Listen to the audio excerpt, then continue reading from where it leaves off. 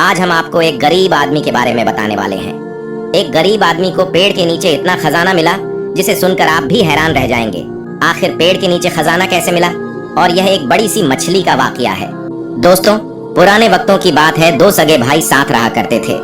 वह दोनों किसान थे। छोटा भाई बड़े भाई से ज्यादा मेहनती था और वह बहुत रहम दिल भी था, जबकि बड़ा भाई ज्यादा मेहनत नहीं करता था, लेकिन अपनी चालाकी से उसने बहुत सी दौलत इकट्ठा कर ली थी। एक मर्तबा नमाज पढ़ते पढ़ते उसके दिल में ख्याल आया, क्यों ना मैं किसी दूसरे शहर में चलकर अपनी हालत को बेहतर बनाने की कोशिश करूं, क्योंकि यहाँ पर मैं इतनी मेहनत करता हूँ, कड़ी धूप में हल चलाता हूँ, लेकिन मुझे यहाँ कोई भी अच्छा नतीजा नजर नहीं आ रहा है। यहाँ तो ऐसी नौबत आ जाती है कि बड़े भाई के दर पर जाना पड़ता है। बेहतर यही है कि मैं यहाँ से निकल जाऊं। एक रोज यही इरादा करके वह अल्लाह ताला से दुआ करके उस गांव से निकल गया। वह एक ऐसी जगह पर पहुंचा जहां किसी बादशाह का महल बना रहा था, लेकिन उस बादशाह के साथ अजीब बात यह हो रही थी कि जब महल एक तरफ से बन जाता, काम करने वाले दूसरी तरफ काम करने लगते, तो पहले तरफ का हिस्सा खुद ब खुद गिर जाता था। वह यह अजीब बात देखकर कुछ देर तक वहीं खड़ा हो गया और देखता रहा। इतने में बादशाह की सवारी वहां से गुजरी। बादशाह ने एक आम से कपड़े पहने हुए आदमी को इस तरह महल की तरफ देखते हुए देखा, तो अपने सिपाहियों से कहा, हमें इस शख्स के पास ले चलो। बादशाह ने उससे कहा, तुम कहां से आए हो और कहां जा रहे हो? अब से पहले तुम्हें कभी इस शहर में मैं नहीं देखा। उस गरीब आदमी ने कहा, हुजूर, मैं बहुत गरीब आदमी हूँ, किस्मत को आजमाने के लिए किसी दूसरे शहर में जा रहा हूँ। इस पर बादशाह ने कहा, जब तुम अपनी मुराद को पहुंच जाओ और किसी से इस बात की वजह मालूम करके मुझे जरूर बताना कि मेरा महल इस तरह बनने के बाद आधा क्यों गिर जाता है।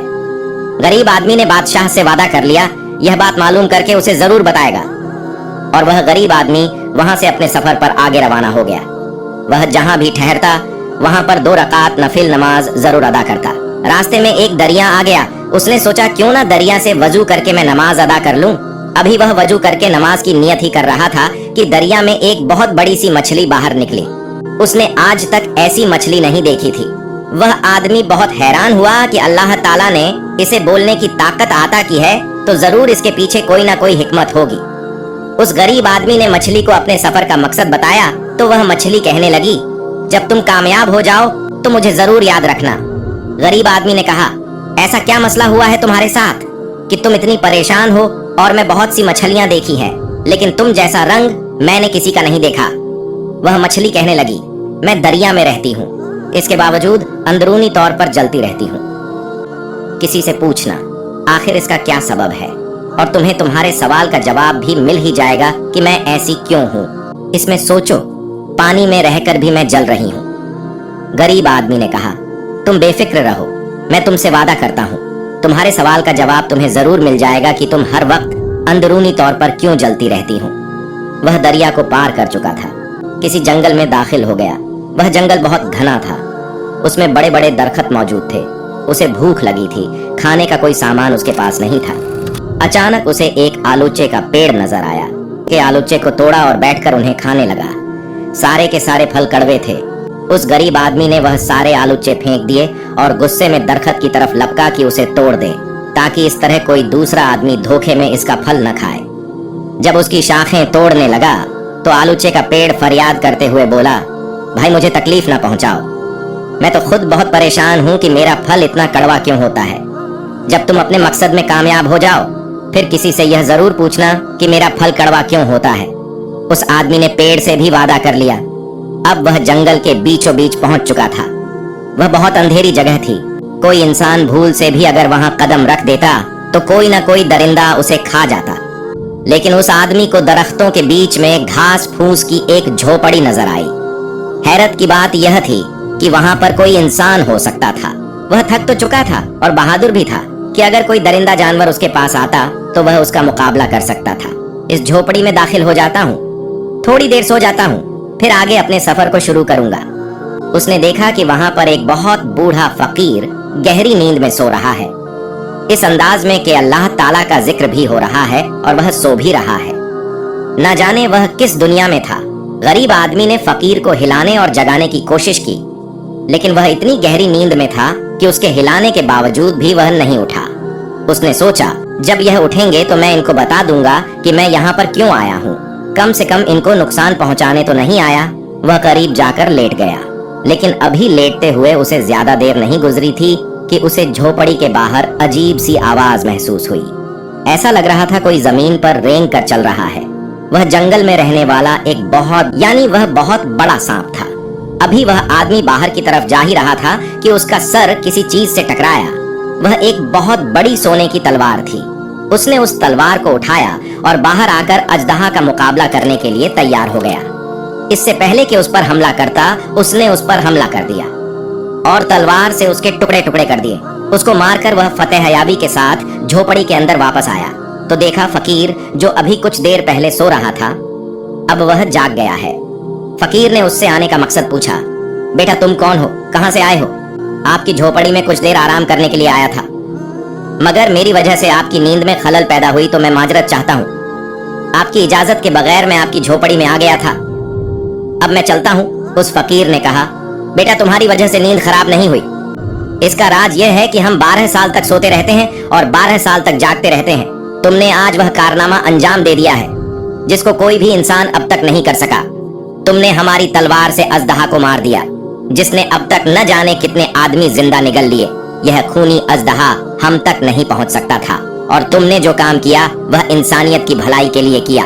और तुम्हारी इस बात से खुश होकर मैं तुमसे कहता हूँ, तुम्हारा जो मकसद है उसको पाने के लिए अब तुम्हें शहर जाने की कोई जरूरत नहीं, बल्कि जो सवाल अपने साथ लेकर आए हो उन सवालों को एक एक करके बयान करो। उस गरीब आदमी ने कहा, मैं तो रास्ते से गुजर रहा था। रास्ते में बादशाह के महल के पास मुझे एक अजीब नजारा देखने को मिला कि बादशाह का महल तामीर हो रहा है, लेकिन इसका एक हिस्सा बार बार गिर जाता है। फकीर ने कहा, बेटा, बादशाह की एक जवान बेटी है। जब तक बादशाह अपनी बेटी की शादी नहीं करेगा उसका महल इसी तरह गिरता रहेगा। उसने पूछा, लेकिन वह उसकी शादी क्यों नहीं कर रहा है? फकीर ने कहा, क्योंकि वह चाहता है कि उसकी बेटी की शादी किसी अमीर दौलतमंद शहजादे के साथ हो, और उसकी बेटी अल्लाह वाली है। वह चाहती है कि वह किसी गरीब से शादी करे, पर बादशाह इस बात के लिए तैयार नहीं है। बस उस बादशाह से जाकर कह दो, अगर तुम अपनी बेटी की शादी उसकी पसंद से कर देते हो तो तुम्हारा महल नहीं गिरेगा। उसके बाद उसने मछली का मसला बयान किया। फकीर ने कहा, मछली को अल्लाह ताला ने दानिश मंडी की दौलत दी है, मगर वह खुद गर्ज है। उससे कहो कि वह दूसरों को फायदा पहुंचाए। उसका रंग सियाह इसीलिए है क्योंकि वह हमेशा जलती रहती है। वह किसी को खुश होता हुआ नहीं देख सकती।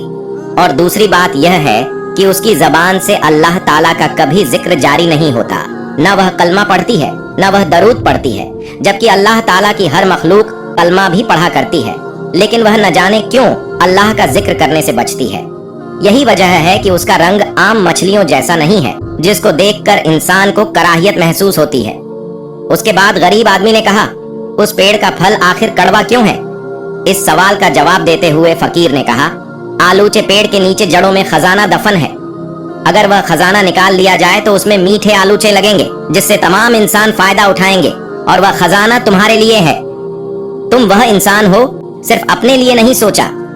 तुम खुदगर्ज इंसान नहीं हो, और वह खजाना सिर्फ उसी इंसान के लिए है जो हर एक को फायदा पहुंचाए। तुमने हर एक का मसला सुना और उनसे वादा भी किया है कि मैं आपके इस मसले को हल करने के लिए आपकी जरूर मदद करूंगा। अल्लाह ताला तुमसे खुश है और इसी वजह से तुम्हारी गुर्बत को खत्म करने के लिए वो खजाना उस पेड़ के नीचे दफन है। अब तुम वहां जाओ और उस खजाने को बाहर निकाल लो। वह गरीब आदमी वहां से रवाना हुआ। सबसे पहले आलूचे के पेड़ के पास गया। उससे बताया कि उसका फल कड़वा क्यों है। पेड़ ने उससे कहा, अल्लाह के लिए जितना जल्दी हो सके इस खजाने को खोद कर बाहर निकाल लो। इसे तुम्हारे लिए ही रखा गया है, तुम इसे ले जाओ। उसने उस खजाने को बाहर निकाला, लेकिन दिल में लालच नहीं आया। फिर वह उस मछली के पास गया और उसे बताया कि वह हर वक्त अंदरूनी तौर पर क्यों जलती रहती है। दरअसल उसके दिल में किसी के लिए हमदर्दी नहीं है और वह अल्लाह ताला का जिक्र नहीं करती। हर वक्त अल्लाह ताला की हम्दो सना बयान करती रहो, तुम ऐसी हो जाओगी कि हर कोई तुम्हें देखकर रस करेगा। उसने उसका शुक्रिया अदा किया। आखिर में वह बादशाह के पास पहुंचा। बादशाह ने उसे पाकर खुशी का इजहार किया और कहा, लगता है तुम अपने मकसद में कामयाब हो गए हो। हमें बताओ कि हमारे सवाल का जवाब क्या है। बेशक मुझे आपके सवाल का जवाब मिल चुका है। एक फकीर अल्लाह वाले ने मुझे आपके मसले का हल बता दिया है। बादशाह ने कहा, जल्दी बताओ, हम फौरन अपने मसले को हल करना चाहते हैं। उस शख्स ने कहा, आप अपनी बेटी की शादी नहीं कर रहे हैं। बादशाह ने कहा, तुम्हें यह बात कैसे मालूम हुई? बस उस अल्लाह वाले ने मुझे यह बात बताई है। बादशाह ने कहा, क्योंकि जहां वह शादी करना चाहती है हम वहां उसकी शादी नहीं करना चाहते, लेकिन मुझे ऐसा लगता है कि तुम्हारी बात को सुनकर मुझे अपने मसले का हल मिल गया है। मैंने तुम्हें देखा है कि तुम जब यहाँ आए तुमने वह चीज देखी जो आज तक किसी शख्स ने नहीं देखी थी। न जाने कितनी सल्तनत के शहजादे यहाँ आए हैं और हमारी बेटी से शादी के ख्वाहिशमंद होते हैं, लेकिन उनको यह राज नहीं पता चल सका कि हमारा महल आखिर गिर क्यों जाता है। तुम अक्लमंद इंसान हो, इस वजह से मैं सोचता हूँ कि अपनी बेटी की शादी मैं तुमसे करवा दूं। उसके बाद बादशाह ने उसे अपनी बेटी की शादी कर दी। सुभान अल्लाह। दोस्तों, आज की इस कहानी से यह मालूम हुआ कि हमें भी अल्लाह की तमाम मखलूक की मदद करनी चाहिए, चाहे वह चरिंद परिंद हो, चाहे वह इंसान हो, जो भी जरूरतमंद हो। हमें हर जरूरतमंद की जरूरत को पूरा करने की हमेशा कोशिश करनी चाहिए। इससे अल्लाह राजी होता है, बिगड़ियां बनती है और अल्लाह रिज्क में बरकत अता फरमाता है। अल्लाह रब्बुल इज्जत की बारगाह में दुआ है कि मेरा करीम हम सबको ऐसी नसीहत आमोज कहानियों से सबक हासिल करने की तौफीक अता करें। आमीन। दोस्तों, आज की कहानी में बस इतना ही। इंशाअल्लाह एक नई कहानी के साथ बहुत जल्द फिर आपकी खिदमत में हाजिर होंगे। तब तक के लिए इजाजत दे। अल्लाह सबको अपना हिफ्ज़ो अमान अता फरमाए। अल्लाह हाफिज।